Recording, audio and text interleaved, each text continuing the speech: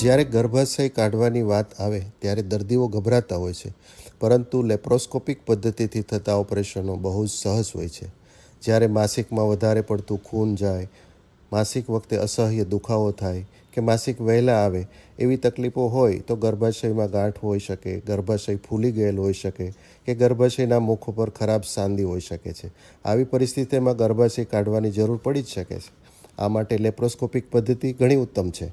આ પદ્ધતિમાં નાભીની ઉપર ફક્ત 1 સેન્ટીમીટરના નાના કાપો મૂકી અને એક દૂરબીન પેટમાં ઉતારવામાં આવે છે અને બીજા 2 થી 3 અડધા સેન્ટીમીટરના હોલ દ્વારા ઓપરેશનના બીજા સાધનો ઉમેરી અને સ્ક્રીન ઉપર જોઈને આખું ઓપરેશન કરવામાં આવે છે.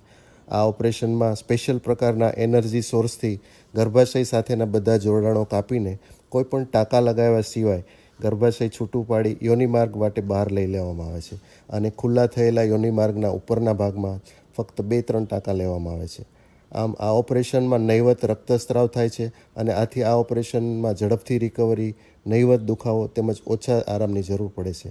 છેલ્લા 20 વર્ષથી સંકલ્પ હોસ્પિટલમાં આ પદ્ધતિથી ઓપરેશન થાય છે અને આધુનિક સાધનો હોવાથી અહીં સર્વોત્તમ સફળતા મળે છે. Thank you.